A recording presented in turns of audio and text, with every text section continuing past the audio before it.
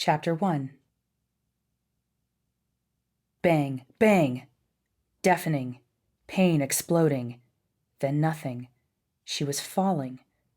Sarah awoke in a cold sweat and sat bolt upright. Tears poured from her eyes as she stared into the darkness. Hands clenching the sheets to her chest, she whipped her head from side to side. No gun. No Robert. Where am I? She leaped out of bed to run.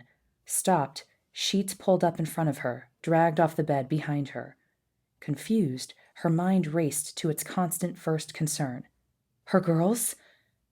Soaking wet, she hugged herself as tears streamed down her cheeks. Her bedroom faded into focus. Another nightmare.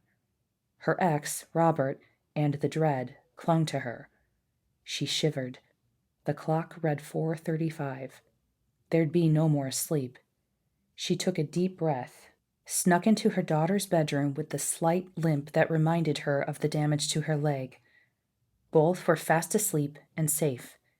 Sarah padded into the bathroom and stared into the mirror. Her once shimmering, long black hair, now sandy blonde and short, was matted to her head. There were bags under her deep green eyes. Her normally golden caramel skin, drained of color, looked as dead and lifeless as she felt at that moment, and as she usually felt these days, and all too often.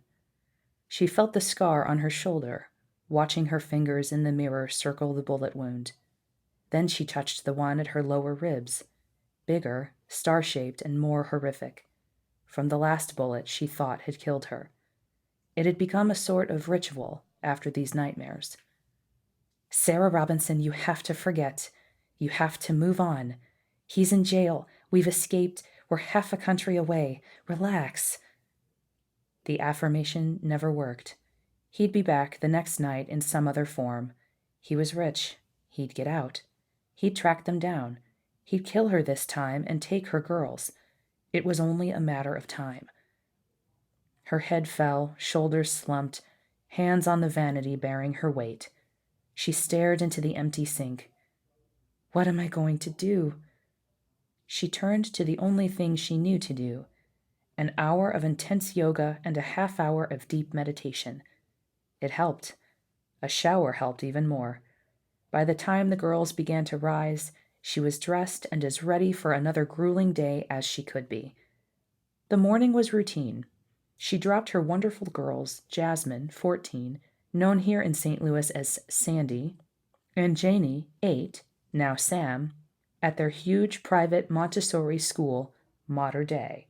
She got out of the car, scanned the area as she did every morning, opened their doors and kissed them both. As they ran inside, she waved weakly to a teacher, nodded to someone's mother, and sped off. Mary Randolph, where have you been? It's almost 8:30, goddammit! She strode past her fat, arrogant, pink-faced boss like she did every morning, hating the name she'd chosen for herself. Like every morning, he followed her, yelling incessantly until she was back in her cubicle. Sarah nodded dispassionately, waited for him to scream himself out, apologized without conviction, and stared up into his pig nose and beady eyes until he left. She was out of explanations. They didn't help anyway. He'd yell at her 2 or 3 more times today without warning or reason. She more than hated him, but she needed this job. At 11:45, too early for her asshole boss, she strode out of the office for her visit with Asha, her spiritual teacher. Like her guru in D.C. before her, Asha, whose name in Hindi meant hope, something she so needed, would lead her through deep chakra meditation. It helped her deal with life and prepared her for rejuvenating weekends out camping and exploring with her girls. She needed a change, and soon. The drive was short, south only a few miles from the spacious downtown office building into an old industrial part of town. A huge storm was churning toward them across the river in Illinois. Sarah smiled. I love big storms, she thought. April in St. Louis was famous for huge electrical storms, though this one looked and felt different. Very red? Is it calling me? A car horn from behind brought her back. She drifted onto the shoulder. Sarah swerved the car back into the lane, overshot, then back, tires squealing. Heart racing, cars honking, Sarah loosened her grip on the wheel, took a breath to center herself a little. She then looked to her right and waved as the still honking car passed. "Learn to drive," the man screamed through his car window. As she guided her car back into traffic, the car radio crackled. She turned it off. She focused on her driving, even as she felt the storm tingling up her spine, strong and powerful. She half smiled as she pulled up to the old urban church that had been converted to a sacred temple. The building was old red brick, built in the late 1800s, with white wood trim around the two 8-foot-tall front windows and massive oak doors. The white eaves rose beneath the towering 3-story roof as two parabolic arcs that merged at the peak.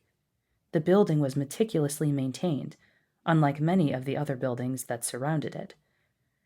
The old industrial area was strewn with randomly sized brick structures, many vacant and crumbling, flanked by cracked gray parking lots with weeds thriving in the many voids.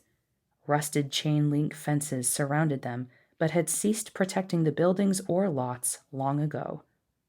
As she ascended the 3-step concrete stairway, her breath began to steady. This was her urban haven, a place where no one could find her. She came here nearly every day around noon to bring some sanity into her life. In 2 days, she and her daughters would escape to one of the many parks in Missouri or Illinois for a weekend of solitude and living off the land. She pulled open the heavy doors and shut them gently, but they still made a deep and powerful whoosh bang, then a click that resonated within, locking out the world. Somehow that made this place impenetrable. Perhaps it was. She breathed deep and felt the peace that existed here.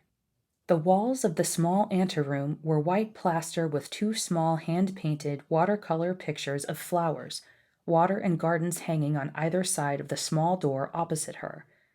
Sarah removed her shoes and set them on a black rubber mat. She put her purse down beside them on the white-tiled floor, removed her jacket and hung it on a wall hook before she moved into the main sanctuary. Her footsteps sounded and felt like she was walking on air rather than polished stone. The interior of the roof was exposed to its peak. She adored the smell of the old oak and decades of stains. She breathed it in. Asha, a wispy woman dressed in soft red silk that floated about her, was standing in the center of the large room. As tiny as she was, her spirit filled the space and enveloped Sarah as soon as she entered. Unlike the stark white of the small anteroom, this sanctuary was adorned with colorful mosaics. On the wall to her right was a sleek black Arabian horse racing toward the front of the building, his coat glistening in the summer sun just as her long black hair once did. To her left was a mighty black bear, rising on his hind legs, mouth open displaying his bright white teeth, arms wide showing off his long sharp claws, but he had a look in his eyes that conveyed a sense more of love than destruction. Behind her, straddling the standard-sized door from the front room, was a 2-story tall Indian elephant facing the front, trunk held high before her, signifying good fortune and protection. The fourth and most majestic of the mosaics rose behind Asha across the front wall of the church. It depicted a huge Bengal tiger, walking with peace and power toward them, eyes a deep, piercing green that reflected a menacing confidence, but somehow a warmth that always seemed to penetrate her soul. All around flowed peaceful grasslands, trees, wildflowers, crystal blue rivers, and soft cascades. She turned and bowed to each, as was the custom, facing the grand tiger last, then bowing also to her guru. She could always feel the spirits of nature embrace her here. This day, however, the 4 animals seemed more alive, more real. Sarah gazed into the green, penetrating eyes of the tiger and felt safe, yet bold. It was easily the most unknown treasure in St. Louis, and given both its location and the reclusive nature of its guru, it would remain that way. Asha had sensed her pain when Sarah had first stumbled in a few years back, and since then, other than Asha, Sarah had never seen another person in this place. Asha greeted her with a bright smile that radiated from her entire being, as it always did. Sarah, it is so nice to see you. As Sarah approached, however, Asha's demeanor changed. You are heavily burdened today. I can feel it. Your soul is darker than usual. Asha reached out and took Sarah's hands. Sarah gazed up into eyes so deep they reminded her of the bottomless mountain lake her parents had taken her to as a child. Dark, soulful, fluid, and soothing. But unlike that cold mountain lake, Asha's eyes were warm and deeply comforting. Just as Sarah was about to share her nightmare, they both heard a guttural rumble from outside. Thunder? It grew louder. They both stopped. It was eerie. It pulled at her. Asha's worried eyes let Sarah know she'd felt it as well. She slid out of Asha's grasp, and the two crept toward the front of the temple, craning to see what was going on. When they reached the tall front window, they could see the massive storm coming from the east. They stood in awe. The churning mass of reddish clouds spanned the horizon and boiled above them. What kind of storm is that? Asha's voice had a faint, uncharacteristic quiver. It is glowing red. They both could feel the storm, feel it reaching out to them, to her. Sarah shook it off. A big one. The red must be the reflection of the sun, maybe? Sarah felt Asha's gentle hand on her shoulder. The roiling wall of clouds was moving toward them. It appeared to be nearing the city and the gateway arch, which she could just see between the two huge oak trees that flanked the walkway Sarah had taken up to the temple. Both were beginning to bud.